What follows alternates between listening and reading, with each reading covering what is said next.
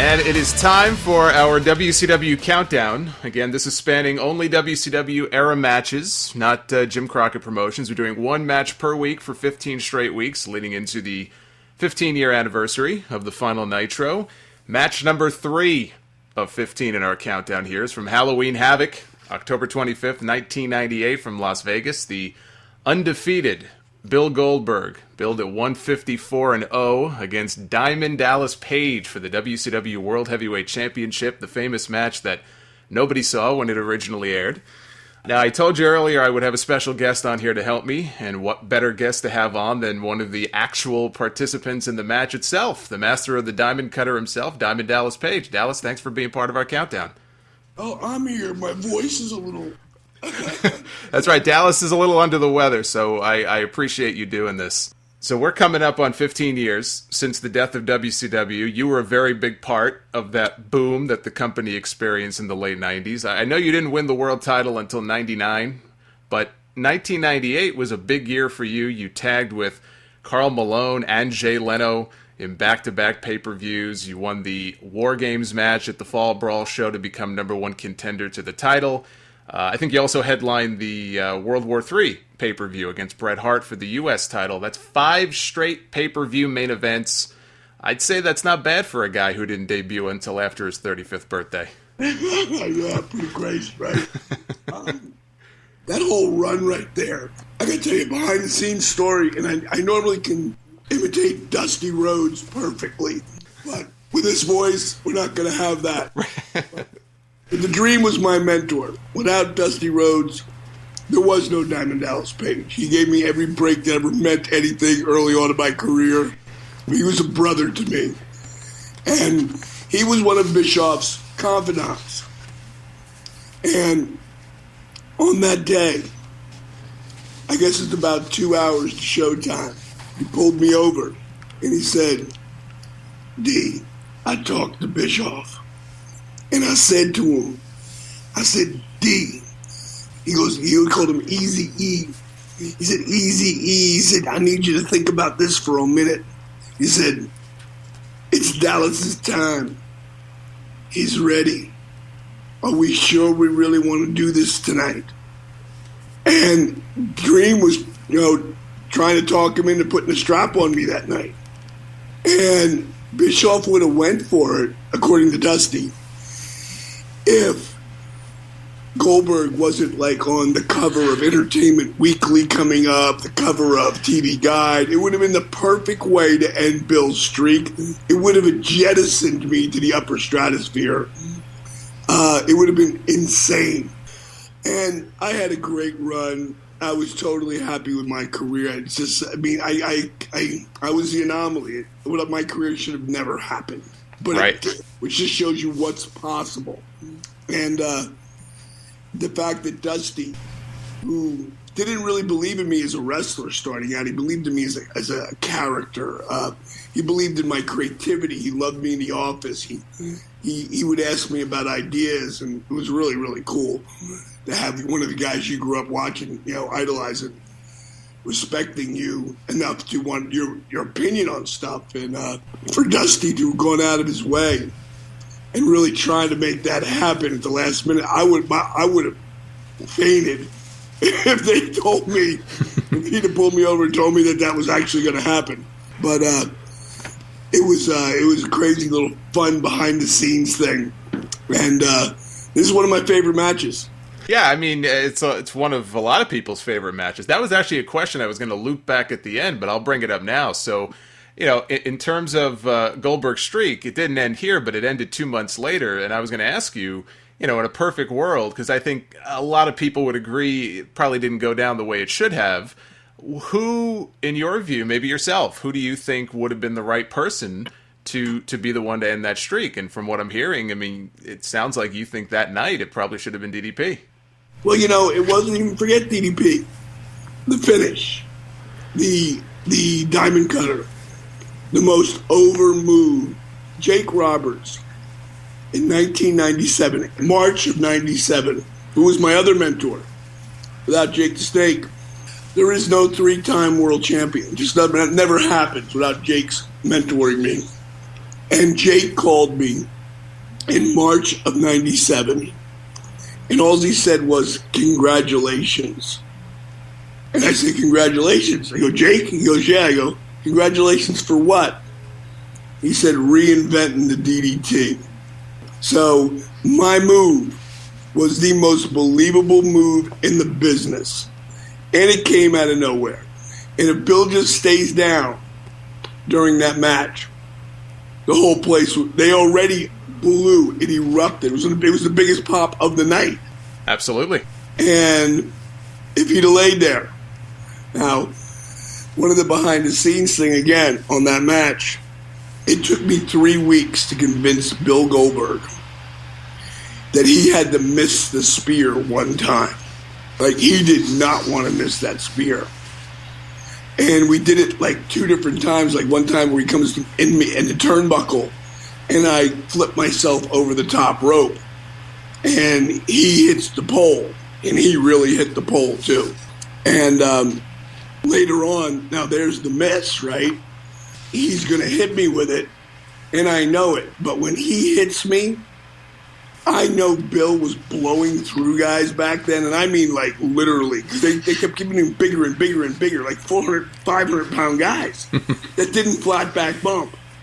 So, Bill's a shooter when it comes to tackling, obviously.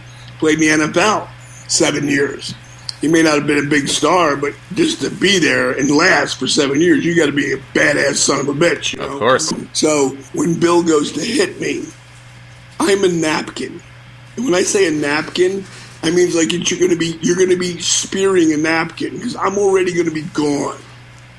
When you're coming at me, I will catch up to your momentum, and I'll never even feel you because I know Bill could kill you with that thing. So when Bill comes for me, he's so like going to get the spear now that he missed it before. Watch what hits the mat first. It isn't my back. It's his head. And if he doesn't have those huge traps, Bill Goldberg would have been quadriplegic. Yeah, he wouldn't have been getting up after that. Well, it's funny you mentioned the spear. It looked like no fun for you. He looked like he absolutely obliterated you with it. Yeah, but again, he never hit me. Well, that's the beauty of it. Now, to just take it back a little bit here, just to go back to the beginning, I think one of the things that made the match so it gave it a big fight feel, were the entrances. Of course, with Bill, they showed him busting through the door, walking all the way from the back to the ring. You had Michael Buffer doing the ring announcing. It was just a different dynamic because it was 2 fan favorites, which was very different. We really had not seen Goldberg in a match like this before, and the crowd was kind of divided. You had a lot of DDP fans, you had a lot of Goldberg fans.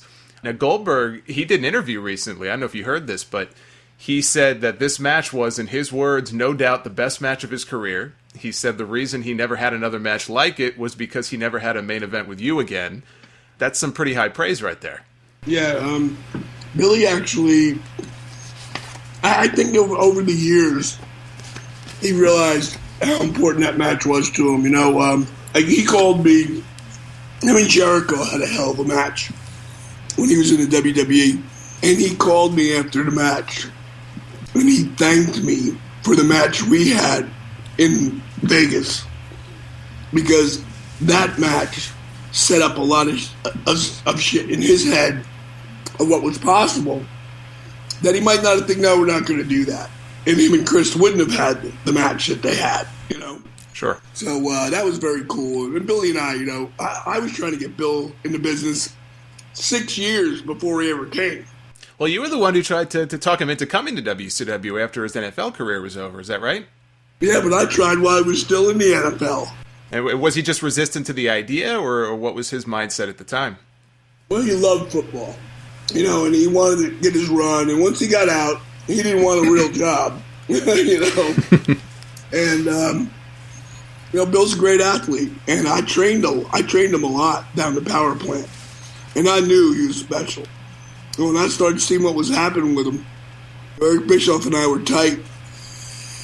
And he really respected what I thought of talent, because I knew how to book talent and write stories and all that. And I walked up from behind him one day, And I put my hands on Bischoff's shoulders, and Bill was walking by one of his entrances. It wasn't his big entrances yet. Just him with his presence. I put my hands on his shoulder and I leaned in and I said, E, don't let anybody fuck this up. I hear this guy's special. I think of the two big WCW originals that really became megastars in that period, and I think of two guys. I think of Goldberg and I think of DDP.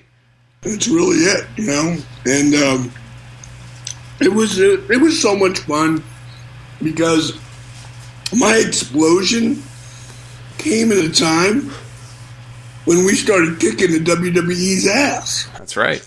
You know, I love some of these kids who were online, you know, who were like, oh, DDP didn't ever get over until it was the end of WCW. I'm like, what the fuck are you talking about? My career came up as we were exploding. It was amazing. And mainly because Sting went into the Raptors. When he went into the Raptors, that mega babyface was gone. Now, all I did was from being a heel was turn my aggression towards the NWO, and I picked up such crazy momentum, and I was at the right place, the right time, and all the work I had paid in for all those years, it paid off. It's a great success story when you think about how late in the game you got into it. I mean, you were involved, you were doing managing and stuff, but in terms of actually getting in the ring and becoming a personality on the show, you know, it was so late in the game. I'm sure there were a lot of people who said you're nuts for even trying. And like you said, look at the explosion. Look what happened. 3-time world champ. Who could have predicted that? You know, Michael P.S. Hayes is one of my best friends. And he, like Dusty,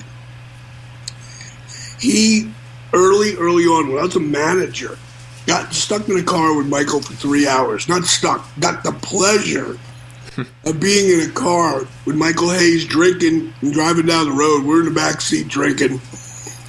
We became tight, and he realized, he said, you're not in this to be a TV star.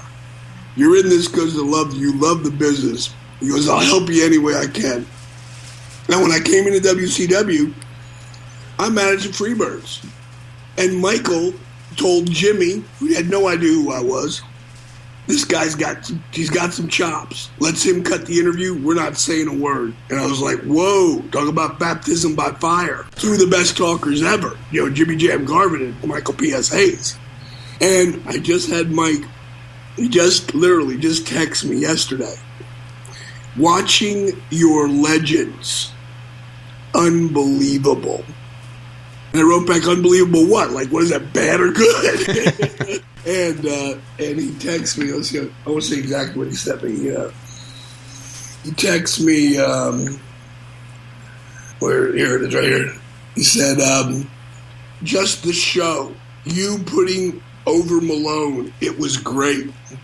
Because Karl Malone was one of the greatest athletes I've ever seen. And he actually pulled it off. You know, he made it look like he knew what the fuck he was doing out there. Well, he was a big-time wrestling fan, wasn't he? Yeah, him and Rodman both. Yeah, so I mean, that helps. I mean, I remember hearing stories about Malone when he'd be on the road playing games, he'd make sure WCW, because I think he was more a WCW fan, and he would make sure that shit was being taped so that he could watch it when he got back. Yeah, him and his wife, too, and they loved it. You know, great people. Now, in that same interview that I mentioned that Goldberg did, he mentioned something about you coming to him with a 14-page wrestling match and was kind of laughing. Let me ask you this on that subject. You know, the match with Randy Savage and Ricky Steamboat at WrestleMania 3 still talked about to this day. Steamboat has admitted that, you know, because of Randy, they had that whole match worked out months in advance. That was how Savage wanted it. He wanted everything mapped out and memorized move for move, hold for hold. Did you work a lot of your matches that way? Did you prefer to have things mapped out in advance as opposed to just calling things on the fly? Contrary to, you know, belief out there, I always wanted an outline, but it was an outline. And I would get pretty detailed, but it didn't always go that way. I wanted to know, like, first of all, there were certain moves I had. If you didn't know how to do them, like the spinning boot, which I stole from Cactus Jack because he couldn't physically do it anymore. Mick Foley. So if you spun that foot the wrong way, we're fucked. I wanted to tell a story, and I wanted to make sure, because a lot of people wouldn't put a lot of time into telling stories. Now, Randy would. Randy takes a lot of time. And it's funny that people bust my balls about it, but nobody busts Randy's balls about it. Randy was... They were too afraid of what he might do. True. But Randy, it was so easy for me to work with him because I understood that. And the thing is, though, I would have an outline down, and then I could improv anywhere I wanted. It's like when I'm doing a speech, where I go doing my inspirational speech to a corporation or whoever I'm coming to talk to. I'm going to be in New York City on the 8th and 9th. We were just talking about that at Pure Yoga, which is the only yoga studio I've ever done.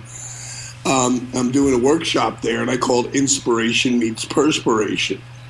And I know my outline of that 45-minute talk, but I will, what I call preparation meets improvisation.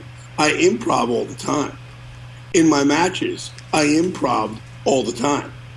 And the thing is, though, if you didn't, you never would have saw that match, which I'm sure one of your best matches up there is another match with me and Sting at Nitro. I'm sure that's got to be in your top 15 matches. Of course, I just watched that the other day again. And that match doesn't exist without the preparation and without Sting and I working together a couple times.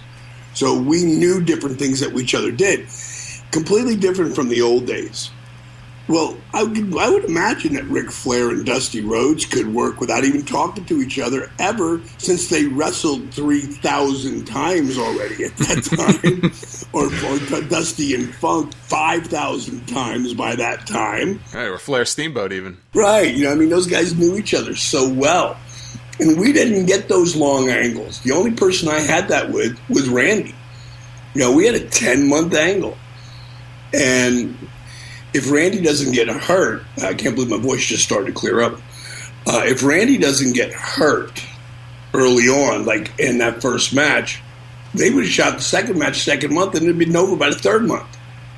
But that's not the way it worked out, and that's why we got the feud of the year, because they had to stretch it out. So, it was pretty amazing, Now, the match with Goldberg, I mean, you said before, he was obviously a very intense guy, not the most experienced at that point. I guess, what's your game plan? What are you thinking when you're trying to come up with ideas for this match? The first thing I knew, I wanted him to miss the spear, because that was something for, he nailed everyone with. And I wanted to show that his, super strength, superhuman being. Now, he really was super strong, so that was easy to pull off. But if you look at, I study Nature Boy, to me, Rick, if he's not the best, he's one of the two top best ever. Him and Shawn Michaels, I can't decide who's better, you know what I mean? I mean, they're both that great. But you watch Nate or Shawn Michaels, when they got with that big powerhouse guy, they tried to get all their shit in, but they got overpowered a lot. And I thought, well, I'm going to use that psychology. I grab the, go for the diamond cutter and I have him push me. I'm not going out of those ropes unless I want to, but I want to get Goldberg over as this ridiculous killer. The only part of the match that pissed me off was when he took the diamond cutter, he rolled, and he didn't just lay out flat like he should have, and he kicked out at 2 and not 2 9/10. But the reason was because when we got to the back, he gave me a big hug, and I was like, Billy, why did you kick out at 2? He goes, D, I'm so sorry. He goes, I don't remember anything before the spear. Wow. Yeah, he was completely unconscious. And I've been there where you're out on your feet. It always amazes me too when that happens, and it happens a lot more than I think people would expect. And you just go out, and yet a lot of these guys, they continue the match 5-10 minutes. They just know what to do instinctively. It's amazing. It really is instinct, and that's all it is. But it also has to do with the guy in the ring. You know, like, don't think after I had an outline that I talked in that ring the whole time. I was constantly telling whoever I wrestled what to do next. Unless they were putting heat on me, then I did their thing, and then I'd call home spots. You know, so I could go out there and call all that shit. But I don't want to think about it all on the fly. I want to paint a beautiful canvas, and then I want to go, okay, we'll be able to change that with a little light over here and a little dark over here. And if the people don't buy that, I'll just flip to this. You know, and that was the beauty of being able to do both. Well, when you hit that diamond cutter, like you said before, the place just exploded. It came unglued. Got a great near fall out of it. You had a little sequence there at the end where you went to suplex him. He kind of reversed it, hit the jackhammer, powered you up for the jackhammer, and got the pin. And look, I'm not going to argue with the man himself. Easily the best match of his WCW career, probably his entire career. One of the best of your career. Now, would you consider this to be your best match, or do you have another one that pops into your head? I have four.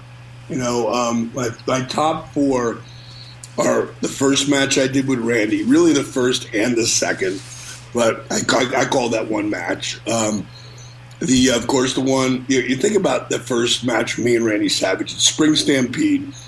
We have the hottest angle in the world. Our promos are unbelievable. The work rate is second to none. This was Randy's last big, hurrah. He's 45 years old or 44 years old at the time. He'd worked with everyone. When he passed away, the WWE put his 5 top feuds up there. And remember, he had every feud you can imagine.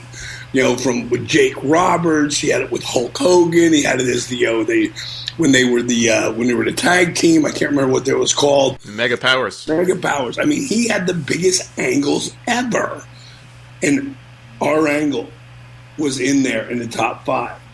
So that just is unbelievable. And he did it at 44 years old. That angle, and his brother Lanny always told me that the angle is very special to him because it was his last big thing he did. And he loved my work ethic, Tell you a story about Randy Savage. We get all the way through, all our feuds. We get to the end of Thanksgiving, and our feud started in January of that year. So at Thanksgiving, back then they had beepers. Everybody's beeping me. Thank you, D. I helped over 30 guys get jobs in WCW. I helped 30 guys live the dream. And a lot of guys were calling me and thanking me. And I thought to myself, to who am I really thankful that doesn't know it? Like Dusty knows it. Jake knows it. My family knows it. My old lady knew it. Like, who doesn't know that I'm thankful for them? And I go, Randy. I pick up the phone, and I call him, and I get his answering machine like always. I say, Randy, I said, I know it's going to sound kind of corny, but, a bunch of the boys are contacting me on my beeper, and they're thanking me for helping them out getting their job or whatever. And I started thinking, who am I thankful for? Who doesn't really know? Maybe they don't know how thankful I am. And I said, dude, that's you. I said, and I just wanted you to know that I know that Diamond Dallas Page is not in this spot in my life right now if it wasn't for you. And I just want to thank you, bro. So he wasn't on TV that week. And I forgot about it. And when I see him backstage, he sees me.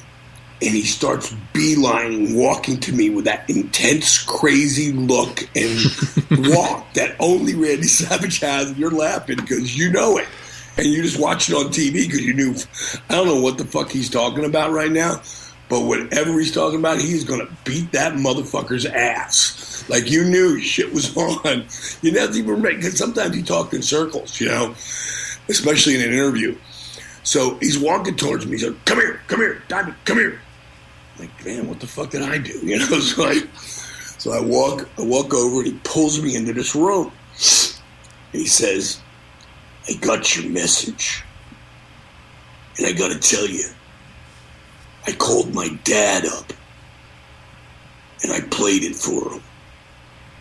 And he said, Dad, did you ever get a message like this from one of the boys? And he said, no, Randy. He said, I never even heard one of the boys doing something like that before. He goes, I just want you to know it meant a lot. Thank you. And he gave me this fucking huge hug. Wow. That's who he was, though. You know, thank you meant as much. He had plenty of money. You know, thank you meant a lot to Randy Savage, you know. Well, I mean, it must have meant a lot to him because, I mean, he chose you. He wanted to work with you. That's how this whole thing got started. Yeah, you know, the guy said, you know what, I think I want to work with Randy Savage. You know, and what was really amazing was the Friday before, because Saturday we didn't work before pay-per-views. They'd stopped that because shit was getting so hot. So we're in Florence, South Carolina. Now, every time I've worked with Randy during this feud before the angle, you know, before the pay-per-view, you know, I get left for dead by all the NWO guys because at some point I got them where I want them, and then they just come in and kill me every night. You know, this night Arn Anderson came in and we were both tying our boots up. I'll never forget. Arn walked in. He goes, "So, what do you want to do, Mach?" And he looked up and he looked back down. He started tying his boots. He never picked his head up. And he said, I think I want to take the diamond cutter. And he wanted to test it. Arn almost fell over. So did I. And, you know, we went out there. We tore it down. It was still in the beginning. It was like we had these old hockey arenas that held, you know, like 11,000 people. And we could sell out a 20,000, you know, seat arena in 7 minutes. And we had done that in numerous places. So now we're in a place that's only got 11,000 people, and it is just balls to the walls. It's so loud. And at some point, you know, during my comeback, Randy shut me off, and he went to slam me. He said, diamond cutter. And I pulled in a diamond cutter. The place blew the roof off. 1, 2, 3. It was almost like a moment of silence. And then the place exploded. And we're laying there. And it was like, as loud as it was like God put a cone of silence on us so I could just see me and him. And he said, looking up at the lights, well, I guess we know what we're doing for the spring stampede tomorrow night. And I still didn't believe it. But if you take that match, when I beat him there, and then, of course, he left me for dead when the NWO came back after, and he sold like a son of a bitch up till that point. And if you take 2 years later, it's me, Sting, Flair, and Hogan. You know, besides Austin and Rock, Taker, you know, Shawn Michaels, there's not 4 bigger names in the business, you know, or 3, I should say, with at that time Sting and the Nature Boy and Hulk Hogan. And Hulk wanted me to put him out and take his knee out on the figure 4 lock that Bret Hart did. I did that to him on the pole, and that put him out. And then it was me, Sting, and Nate. And for Nate to take the diamond cutter in the middle. And Randy Savage was the guest referee. He hands me the world title. So those are my top 2, along with the match with Sting, where I dropped the strap to him and win it back that night, and the match with Goldie. It's funny, the Sting match, I just watched that again the other day, and you know, Sting wins the title, and as they're coming out of the match, I hear the announcers going, you know, we got plenty more action to come, and it's like, wait a minute, this wasn't the main event? Because I didn't get the context at that moment. I didn't realize you came back out later and won the belt back. I was like, why is this match on so early in the show? You guys... Dusty had come up with that idea where no one had ever done it. lost the world title and won it back in the same night. No one ever done that. That was pretty cool, Yeah, that was the match itself was great. And here's the thing I love even more about this match with Goldberg. I'm gonna get your thoughts on this.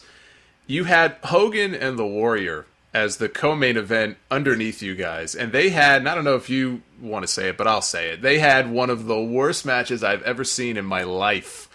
The match was just it was terrible. But the point is, they were two stars who were established somewhere else. WCW brought in a lot of guys who first made their name in WWE. And here you have two guys with you and Goldberg. I mean, I guess other than that one time you drove your pink Cadillac to the ring at WrestleMania, two WCW originals who never worked a day in their lives for Vince McMahon. And I said this earlier, arguably the two biggest stars that company produced during the Monday Night War era. And you two went out there and tore the house down. That had to be a great feeling. It really was. And think about that. When I drove the pink Cadillac, that was when Hogan did the job for Warrior. That's right. In WrestleMania. Now, here I am. It is at that point, I was 88 or 89. It's like 10 years later. And now I'm in the main event. And Warrior, when he came in the company, he sent for me and Goldberg. It wasn't like, go get those guys. It was like, hey, could you ask those guys to stop by? And me and Bill came by. This is when he first got to the company. And he said, I got to tell you guys, watching the two of you over this last year and a half, he said, you guys made me want to come back. He goes, I never thought I'd come back to the business. But watching how much fun you guys were having, he goes, that's why I got in this, because it was so much fun. He goes, at the end, it wasn't fun for me anymore. He goes, but I just, watching you guys, man, he goes, that's the reason I'm back. And that was a hell of a compliment, Yeah, I mean, coming from somebody like that's huge. And then, like I said, to go out there and it was just not a good night. I think a lot of people had a lot of expectations for that match. It was, whatever it was, 8 years in the making, but then you guys went out there and did what you did, and like I said, that had to be a good feeling for both of you. Now, unfortunately, as great as it was, most people that night didn't get to see it because the pay-per-view ran long and the cable companies cut the show off. I think it might have actually been right at the end of the Hogan Warrior match.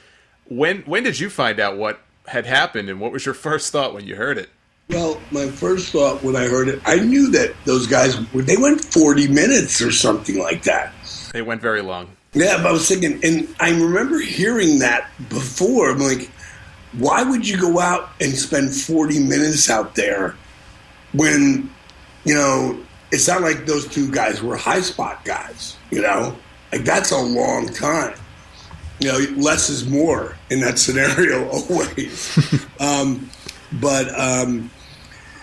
had a lot of respect for Hulk because he was also he also engineered a lot of, like, he told me 4 years in 1994. He told me that if I keep doing what I'm doing, that him and I had the ability to draw huge money together. I'm talking about when I was the curtain jerker. And he said, it's not this year, next year, the year after. He said, but somewhere down the line, you keep improving the way you're improving, you and I could draw huge money together. And then 4 years later, Karl Malone and I come out from the wings on the Tonight Show because Hogan and Rodman are sitting down out there with Jay on the Tonight Show. We shoot our angle. Dusty Tellman told me he almost fell off his chair. He said, when I walked out there, because he had no idea I was there. Nobody knew. That was my idea. That was, one of the, I had a bunch of ideas that, like, the NWO doesn't even exist. And I couldn't believe they put that over in the show that the WWE did, and Bischoff put it over about, like, there is no NWO without me. Not that it was my brainchild. It was his brainchild. But I had a lot to do with putting it together. But Hulk and, him to tell me that 4 years earlier that him and I could draw huge money together, and then bang, I'm on a Tonight Show. You talk about manifesting a dream into a reality. Because when Hulk said that to me in 94, every time I'd get down, I'd think Dusty believes in me as a top guy. Jody Hamilton, who was the assassin number one, believes in me. Jake the Snake Roberts, and now Hogan. There's no one going to keep this from happening. There's nothing going to stop me. You know, it's one of my favorite quotes ever is by Albert Einstein. And the quote is, "It's not that I'm so smart. I just stick with the problem longer." And that's my life. You know, for the people who don't think I was ever going to be able to do this or do that, no, God, did they laugh at me when I became a wrestler, and laughed at me when I said I was going to be a top guy, and they laughed at me when I started doing yoga to heal my body. The doctor said, "You're done." Oh, I came back, and they laughed at me when I created my own version of yoga for people who wouldn't be caught dead doing yoga. It's just about, you just got to be focused in on something and be willing to put the work in and to keep with the problem longer, you know? And, you know, that whole thing with, you know, Hulk going out there and putting all that time in, I thought, okay, they pretty much, they wore this house out. There ain't nothing there. But that's not what I'm about, man. They're going to play my music. They're going to be so thankful that we're coming out. They're going to pop huge, and they did. And they were with the whole match, and it was just a really great. It was, I mean, because I never really cared about doing the job or whatever. I mean, I would have loved to have been the world champion at that spot, but I had such a great career, and to me, it was about the match. It was about, did the people buy into the match? Was there that element of doubt throughout it? You know, like, is that real? Oh God, well that must have been real. You know, our match there definitely left everybody with a moment of doubt, you know? Sure, and they had to replay the entire thing on Nitro the next night, which gave WCW its last ever ratings victory over Raw, so I'm sure that's a nice little consolation for you. Actually, you know, that's funny, but that wasn't the last one, because we were still in a good spot. Hold on. We were still in a good spot with that. The last ratings war, quarter hour that we won, was me and Sting. Okay, so that was in April. That's right. That was in April of '99. I guess I was saying like overall, but that's right. Your match with Sting did very well. We actually, with that rating, I love the fact that they had to play it the next day, because I knew very few people saw the pay-per-view. I mean, there was a lot of people back then who watched them, but nothing like watched Nitro. No, not in the millions. Right, bazillions. So for me, I mean, we did like an 8.2 rating or some absurd number like that. It was ridiculous. And they got to see that match. It was a great match. And that's really what I cared about. Yeah, it's the kind of match, if you think about it, that if you had a non-wrestling fan who was like, well, what the hell is with this wrestling stuff? Let me tune in and see what it's all about. That's the kind of match you would want somebody like that to see. Absolutely. Because they would be like, wow, this is like that? I thought it was something else. Now, you can follow Dallas on Twitter, @RealDDP or @DDP Yoga. People can go to ddpyoga.com for all the information on how to sign up for the program or get the app. All that information is up there, correct? Yeah, and I'm actually there all the time. Like, people, would think I have someone handling that, and I don't. I do it myself. And it takes up a lot. But right now, with the new DDP Yoga app out, there's a lot of questions. And if you go look at DDP Yoga now in the iTunes store or the Google Play, for Droids, we got I think Droid, we have a 4.7 rating, and for Apple, I think we have a 5-point rating. That's as good as you get. So nobody does that early on. But we got a really great app out there, so I'm trying to talk to many people about it, and if they have any problems with it, any bugs, which of course you're going to have bugs in the beginning, I just want to let me know, and I try to handle them immediately. And what we'll do, we'll get you back on, when you're feeling more up to it, we'll do the full interview. We'll talk about the DDP Yoga stuff. You have the new app out. We'll talk about the movie, which I know is something that you obviously have a lot of affection for, and that's coming out on iTunes on January 12th. So we'll get into a whole bunch of other topics. Dallas, thanks for the insight. I appreciate it. Hey, bro, it's been your pleasure.